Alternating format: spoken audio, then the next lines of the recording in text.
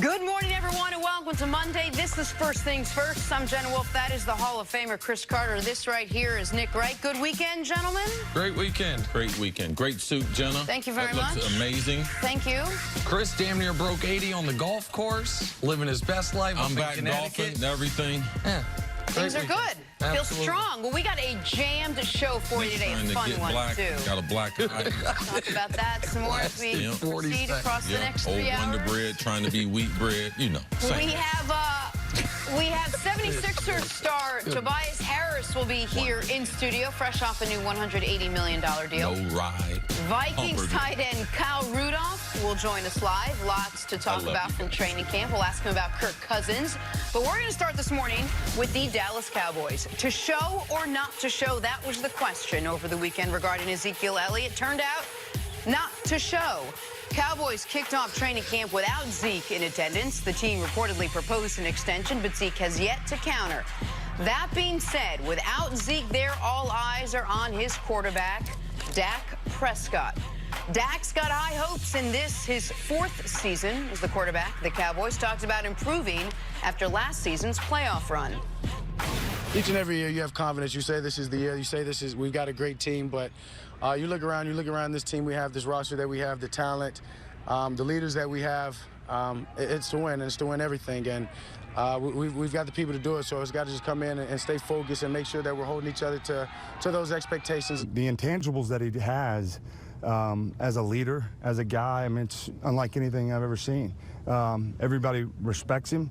They want to play for him. They listen to him. They believe in him. And then as a player, you know, his confidence in this system and all the little things that he's working on to improve his game, you know, I expect an incredible year for him. He is the leader of this football team.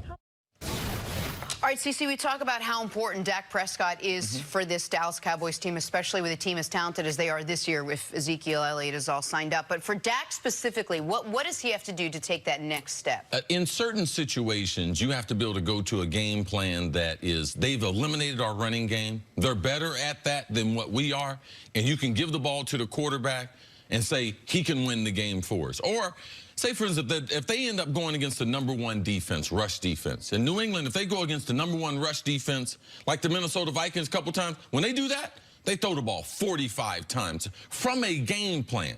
Going into what are our strengths versus their strengths and doing what we want to do. Dallas needs to be able to throw the football when they want to and run it when they want to. Right now, they can only run the football. And for Dak to take those next steps as a quarterback, he needs to be more efficient as a passer. I'm talking about a dominant passer where in games you say, okay, Dak took over that half. The Cowboys don't win if he's not efficient throwing the ball. But to me, it goes back to a lot of the simple things, his fundamentals. We talk about Cam Newton. What's Cam Newton doing this year with Norv Turner, Eric Turner, the coaches there? He's working on his footwork. And that's what John Kitna has Dak doing. Concentrate on his footwork. A lot of young quarterbacks get caught up into the numbers, what's your quarterback rating, all these things, but what about your footwork? What about the fundamentals? And once you can become consistent in those things, which Dak has not been consistent, and for the average football fan, they're not going to see that. But you can see the concentration this offseason with the staff there has been hone on those fundamentals, because sometimes Dak looks great. If the pocket's clean, he has room to be able to step into his throws, but he doesn't have the biggest arm in the NFL. He's not the most accurate, so he's really got to be tight on his fundamentals for him to be efficient and for him to keep getting better as a quarterback. And fortunately for us, we have a template for Dak's best success and the Cowboys' best success, and that's his rookie season. And we now, you can say, okay, well, his rookie season, he had Cole Beasley and Des Bryant. Well, now he's got Randall Cobb and Amari Cooper, 2 guys that are as good, in fact, better than each of those players were at that point in their career. The offensive line is the same. It's the same running back. It's as good, if not a better defense. Same coach. Absolutely. Yep. So what was the big difference between 2016 and last year? Sacks and turnovers. Last year, Dak turned the ball over way more in just the first 8 games of the season than he did the entirety of the 2018 season. That likely comes down to, in part, fundamentals, what you're talking about, forcing the ball in. And the sack numbers were off the charts. Dak's rookie year, he was sacked the 23rd most of any quarterback in the NFL. His second year, he was middle of the pack, 14th.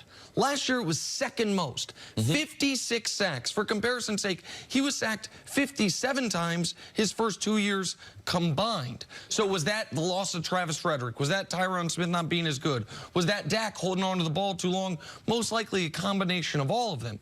But we know that when Dak plays a clean game, this Cowboys team is extraordinary. Since he came into the league, if he doesn't turn the ball over, they are 24-3. 24-3 if he plays a clean game, not if he throws 300 yards, 3 touchdowns. And I agree with you that one of the next steps for him is being, especially if he's going to be paid like he wants to be paid, going to be able to take over games. But in the meantime, just don't lose the game for your team. And that does involve the team protecting him more and the team as a whole becoming much better in the red zone where they were dreadful last year. You mentioned footwork. John Kitna has said the one thing he is working on with Dak Prescott this offseason, this training camp, is going to be his footwork to make him more comfortable there in the pocket. But something Jason Witten said right there, he said he's as confident as I ever remember him being. How important, when you talk about the fundamentals, is confidence, is having that team know that Dak Prescott may not be the most efficient passer or may not be the best runner, but he is the most confident guy in that team when they all take the field. There's a difference in what people say and what people can do. Because Russell Wilson, because I believe he's the perfect comparison for who Dak wants to evolve as a quarterback. He's on a team that's got a good defense, dominant running game. Nick always complains they shouldn't have that type of game plan with Russell Wilson. Well, that's a different argument. But Dak, if he was watching someone, he would watch Russell Wilson. And Russell Wilson, he can take over games. Even though sometimes the coaching staff, they're like, no, we're going to run the ball. Russell can throw the football, his fundamentals, his arm strength. And Dak is not blessed with top 10 arm strength. We have the best throwers in the NFL in the history that we've had. We have more guys that can throw the ball. Nick, his list, to get in that top 10 list as a quarterback, it's really tough. The quarterbacks that he doesn't have in there, they're really good quarterbacks. So for me, when you don't have some of the talent that other guys have, you have to be so good on your fundamentals. You have to be so good on your film study. You can't be out there guessing. So those things, Witten is there saying all the right things because he's a leader. Dak's not more talented than he was. To me, Russell Wilson has confidence. Dak has confidence in the media. But once the game starts, the numbers don't say that. When he gets into the red zone, they run the ball all the way down to the red zone. Then they get down there. They can't throw the ball in. They pack it against Zeke, take him out of it. Dak can't get points on the board. So there's one thing to be, oh, yeah, he's confident, he's confident. The Dak I see in the game still does not have the confidence of the elite throwers. And that's when you have success in the game. I'm talking about in-game confidence. Forget all that chalkboard BS, oh, you're trying to make people feel good. What do you do in the game? And Dak is not a great quarterback yet. So regardless of what Witten is saying, and I'll take half the stuff he said, I'll take it as truth. I know he's trying to be a leader. He's trying to make a positive contribution to that team. But Dak is not as talented. He's not as good a thrower as we have in the league. So, no, I understand he's confident, but he's not Russell Wilson, where they can run the ball 40 times. In those 25 throws, Russell Wilson is going to carve you apart. That's what I would like to see, that type of confidence. And nothing helps a quarterback's confidence more than when you get in the scoring zone, when you get inside the 20, much less inside the 10, to get 7 instead of 3. And that's where Dallas was dreadful last year. There are only 4 teams in the league, 3 teams in the league actually kicked more short field goals, which means they were kicking field goals from the red zone.